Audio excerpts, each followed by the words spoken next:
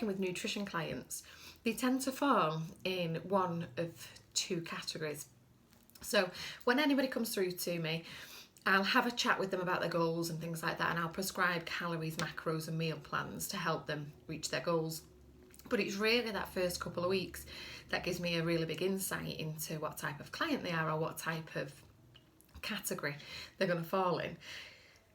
Category number one are clients that have an educational gap or a knowledge gap, that really want to eat better, really want to be healthier, and just don't really know how. They don't really have the right education on what foods are having what impact on their body, etc. And once they start being educated through the process, they're able to learn and stick to the new methods. They have good discipline, they can affect their own behaviours, and they find it, once they've got the knowledge, quite easy to stick to the plan.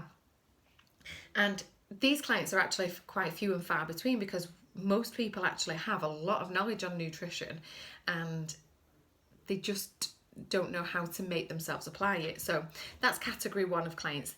They're actually quite easy to work with, in the sense that you give them the knowledge, you educate them, and they use that knowledge and they can go away and be really disciplined and achieve the results that they want.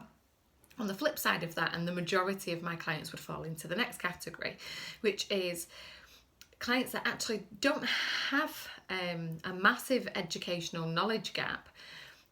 If you laid food out on the table and said, pick the ones that you think are good for you, pick the ones that you think are bad for you, they more often than not, they'd be able to choose and tell you which ones they thought were healthy and unhealthy. But what this type of client really struggles with is changing their own behaviour. Now, this is where more psychological work has to come in.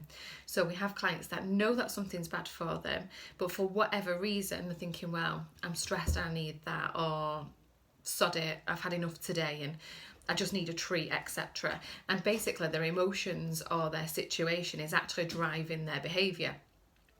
Now with these clients, it's not as simple as supplying a nutrition plan and, asking them to make certain recipes.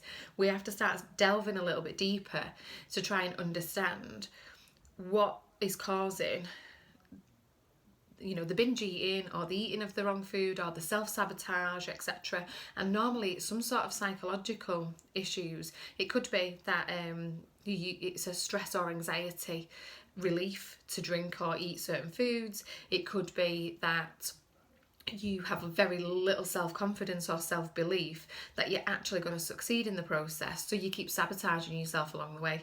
And these are the clients that I end up working with for a little bit longer, and there's a lot more delving to be done into the psychology types of things. And these are the types of clients that need to journal, need to keep mood scores, need to really try and understand what different stresses and impacts and what negative thoughts in their lifestyle or in their life is actually affecting their behaviour and their lifestyle.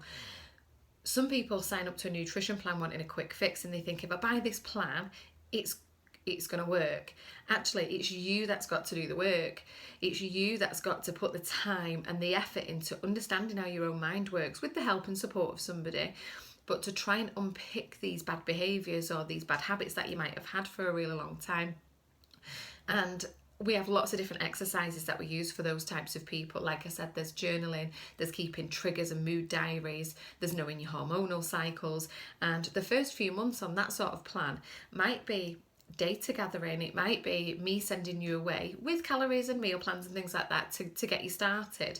But actually the real work comes from you investing a little bit of time in yourself to sit down and reflect and thinking, what caused me to, ditch the diet from Wednesday onwards this week? Did I have any negative thoughts? Did I have any, stressful situations at work or at home? And to really start unpicking the things that are being destructive to you in your life. Then once we've built that picture And that might take a number of weeks to do that. We can start unpicking these one at a time. So if it is, sitting in traffic is a trigger and makes you want to pull over and grab a Costa, then we can start, preparing a coffee before you leave for work. If we know that a conflict at work with a colleague is making you want to come home and open a bottle of wine, then we can look at some conflict resolution stuff. So it's not just as simple as a diet plan. And whilst I said the people in the first category who just need a little bit of education are easier to work with, it's actually the second group of people that we can have the biggest breakthroughs with, because there's habitual thought patterns and behavioural patterns that could be really, really affecting their weight loss goals, their self-confidence, etc. And when you get a breakthrough with that type of client, and you can see them changing their mindset and changing their habits permanently, the results then really start to come for them, results that they never might have had before. So if you're thinking of signing up to a plan and you've never really been able to stick to one, maybe ask yourself, what type of client would you be if you came through? Do you just need a little bit of knowledge and a little bit of accountability, and that's going to make you regimented and be able to stick to it? Or do you have this habitual pattern of starting something and then stopping it, or starting something but not fully believing that it's going to work for you, or hoping that it's going to work but not necessarily putting the work in, and failing partway through? If you're in that second group, it might not be necessarily a nutrition plan you need. It might be lifestyle coaching, it might be some mental health support, it might be somebody challenging you to think about where these behaviours and these thought patterns have come from. Some of them come from childhood.